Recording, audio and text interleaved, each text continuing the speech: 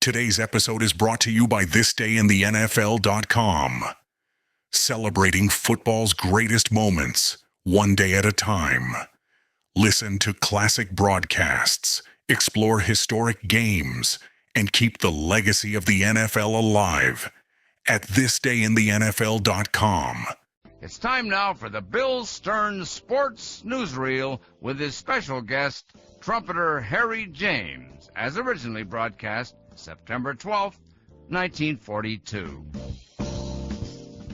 C-O-L-G-A-T-E.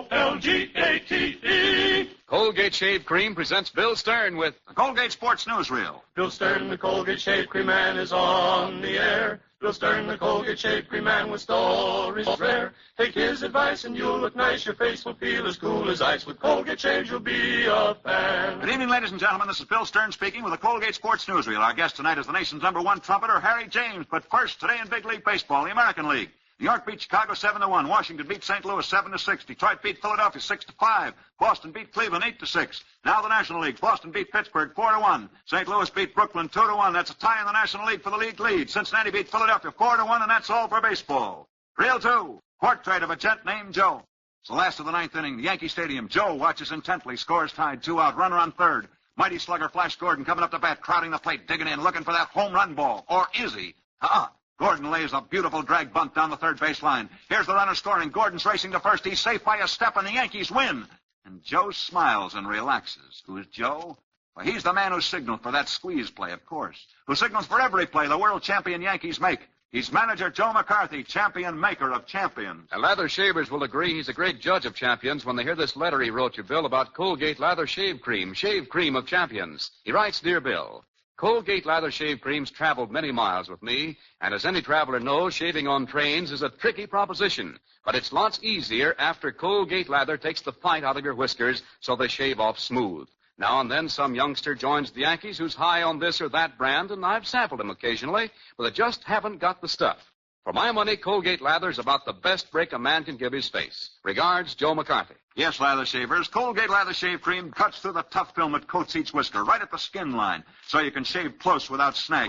Start tomorrow off right. Switch to the shave cream of champions. Get Colgate Lather Shave Cream tonight. And remember, turn in an empty metal tube, any size, any kind, when you buy. Reel 3. Portrait of a horse.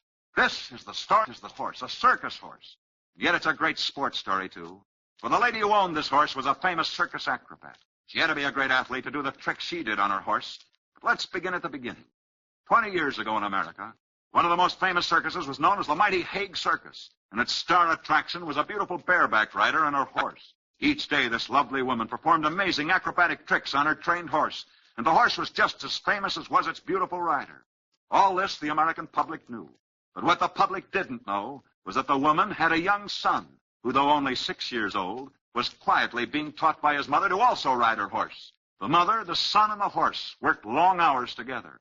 And finally, on the opening day of the circus in 1920 in Beaumont, Texas, an amazed audience saw a little 6-year-old boy do all his mother's famous tricks on his mother's horse. It was a great debut for the lad. His mother was very proud, and even her horse seemed to share the thrill, for the horse never performed more brilliantly. After the little boy had done his last trick, he ran forward to take a bow, and the ovation was terrific. Perhaps it was because it was the boy's first performance. Perhaps it was because the boy was only 6. But whatever the reason, the youngster didn't look where he was going. As he ran out on the circus track to take his bow, he ran right into the path where another group of horses were making a fast exit. The thundering horses were coming at the boy with a sickening speed. Everyone in the huge circus tent saw the little lad's danger. That is, everyone but the little lad himself. His mother screamed. Then out of the confusion, a strange thing happened. His mother's horse seemed to take in the situation at a glance. There are those who say that horses are dumb animals. This one wasn't dumb. Quickly, he galloped ahead of the other horses, raced to the boy's side, firmly but gently nudged the little boy, knocking the lad down. And then this horse planted his 4 feet in such a way that he bridged the boy's body. And thus this horse stood there, protecting the lad from the other onrushing horses. And the other horses brushed up against this horse's back as they thundered past. But the little boy was safe. This horse had saved his little friend's life. The following day, a committee of the city council came to see the boy's mother. The horse that saved your son's life was your horse, isn't he, ma'am? Yes, he's my horse. Why? Of course, ma'am, all Beaumont's talking about that animal today. We've decided that we'd like to keep the memory of your horse's great deed alive, even after he's dead. What do you mean? Well, we mean, ma'am, that all the people who saw the circus last night took up a collection. They turned it over to the city council to erect some sort of a memorial to your horse for the most human deed any of us ever saw a horse do. I ain't much on speeches, ma'am. What I'm trying to say is, when your horse dies, we'd like to bury him right here in Beaumont. We Texans love fine horses. So it was, not so many years later, that this very circus horse was buried in Beaumont, Texas. And over the horse's grave is a simple inscription which reads, "Here lies the body of a circus horse, who, despite his death, shall remain a living proof that horses are not dumb animals." Gratefully erected by the city of Beaumont, Texas, on March the 4th, 1924. For many years in Beaumont, on each March the 4th, many fine Texans visited the grave of this circus horse. But as the years rolled by, the visitors became fewer, until 3 years ago almost no one remembered. His was just another grave among many.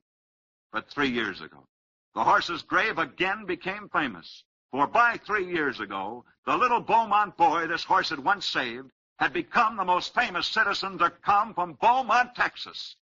Now, each year on the 4th of March, there's a parade in Beaumont, Texas, a parade to that horse's grave. For the little circus boy that this horse once saved has today become the nation's #1 trumpeter, the leader of the nation's most popular band, and here he is in person, Harry James. Well, this is Harry James speaking, Bill, and I'd like to add an ending to that story if you'll let me. Well, go right ahead, Harry. Well, I wonder if you know that my mother's horse is also the reason why I became a trumpet player. It's news to me, Harry. How come? Well, because that day when Mother's horse saved my life, my mother decided that circus life was a little too risky for me, and so she brought me a trumpet and made me take up music. No wonder the city of Beaumont annually honors your mother's horse. Well, now that you've become the most popular band leader in the nation, do you have much time to go in for sports? Yes, I love baseball, and so much so that last year I increased the size of my orchestra so that we could have 2 full baseball teams. Harry, do you get much of a chance to play baseball? Oh, yes, we do. What other sports do you like, Harry? Oh, a bit of golf, some horseback riding. Horseback riding? I hope no more circus tricks. No, Bill, but I would like to say something that I've never had a chance to say before. Everyone thinks of me as a trumpet player. Well, tonight, ladies and gentlemen, you've heard the debt of gratitude that I owe to a horse. Today's broadcast is brought to you by ClassicBaseballBroadcasts.com, your one-stop destination for thousands of authentic, vintage radio game broadcasts, interviews and highlights. Red Barber, Mel Allen, Vin Scully, Ernie Harwell, Kurt Godey are just a few of the Ford Frick award-winning voices. There are hundreds more that will bring back childhood memories from back in the day when the game was always on. From the crack of the bat to the roar of the crowd, relive the moments that made Baseball America's favorite pastime. Get started for free and step back in time listening to baseball's greatest moments. And but for that horse, I'd not be a musician today. But for that horse, I'd not even be alive today.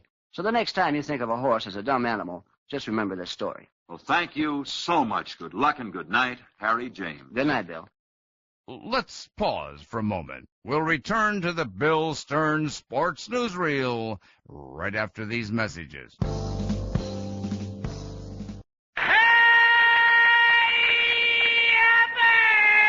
MediaBay.com. And now, let's return to the Bill Stern Sports Newsreel with special guest Harry James. Reel 4, Profile of a Tennis Match. This is a love story. One of the most beautiful ever told, and it all began at a tennis tournament held on the French Riviera in 1934. It was the annual French Midwinter Tennis Tournament. Most of the players entered under assumed names, for these were mainly society people who had little use for publicity. Playing as a mixed doubles team were a handsome Englishman and a beautiful European girl. Each had entered under an assumed name. Each was trying to avoid publicity. They reached the semifinal round before they were finally beaten, but not before they'd been together for 10 days, and not before they'd fallen in love.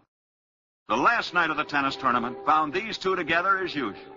She of vision and loveliness. He very much in love. I say, we've had enough dancing.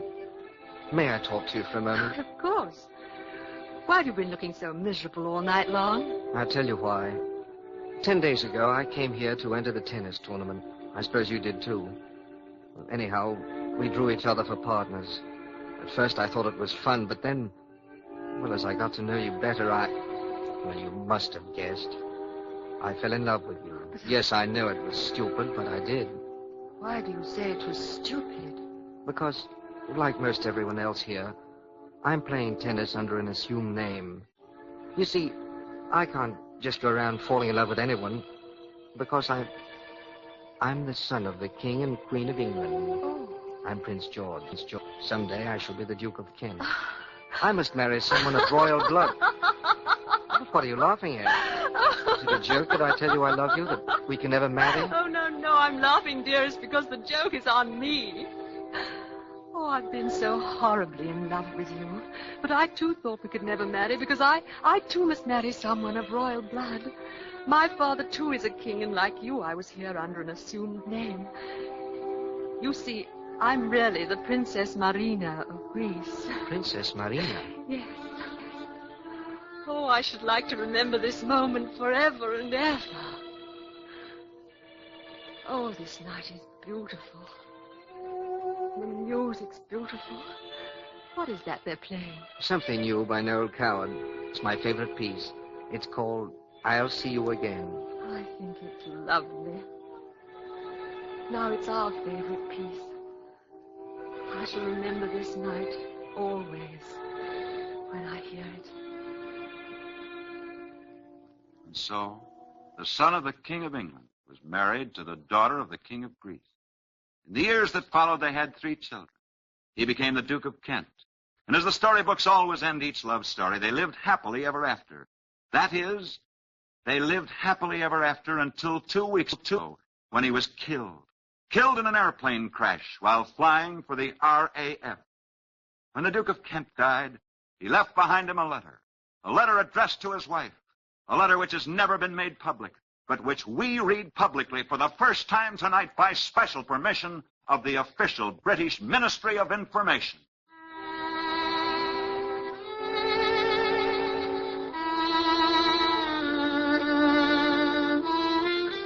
The letter read, "Darling, when you receive this letter, I will be dead.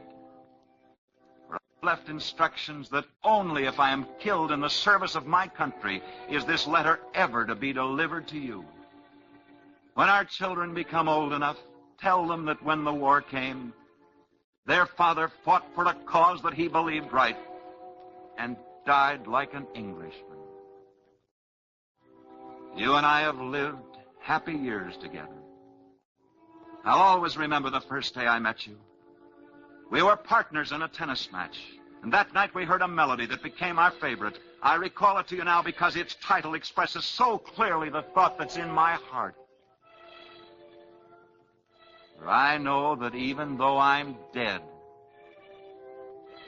somewhere, somehow, I'll see you again."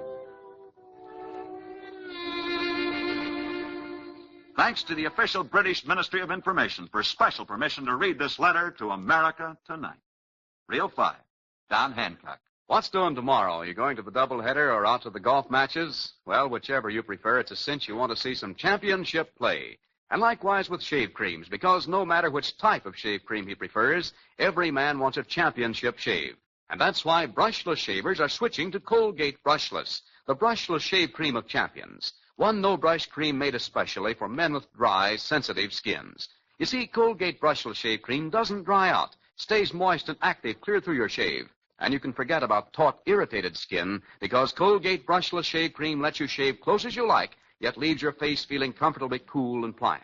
So for championship no-brush shaves every day, switch to Colgate Brushless, the brushless shave cream of champions. Get Colgate Brushless Shave Cream from your druggist tonight. And now back to Bill Stern. Reel 6. Our Colgate Candid Camera catches the story behind the story. Exclusive, New York City. In case of an air raid, Madison Square Garden will immediately be turned into a hospital. Exclusive. The baseball big shots don't dare deny this. There will be no minor league baseball next year if the war is still on. Hollywood, California. Babe Ruth will not play himself in a picture, The Life of Babe Ruth. Hollywood says, quote, he is not the type, unquote. And that's the 3-0 mark for tonight. Next week, we'll be back same time, same stations with another Colgate Sports Newsreel. And until then, I'll be seeing you on the screen in the newsreel at your favorite Lowe's or Associated Theaters. And now, this is Bill Stern wishing you all a good night. Bill Stern, the Colgate Shave Cream Man, is on his way. Will Stearns, the Colgate Shave Cream Man, had lots to say. He told Yorks, heroes, the inside dope he really knows. So listen in next Saturday. COLGATE. Today's broadcast is brought to you by ClassicBaseballBroadcasts.com, your one-stop destination for thousands of authentic, vintage radio game broadcasts, interviews and highlights. Red Barber, Mel Allen, Vin Scully, Ernie Harwell, Kurt Godey are just a few of the Ford Frick Award-winning voices. There are hundreds more that will bring back childhood memories from back in the day when the game was always on. From the crack of the bat to the roar of the crowd, relive the moments that made Baseball America's favorite pastime. Get started for free and step back in time listening to baseball's greatest moments.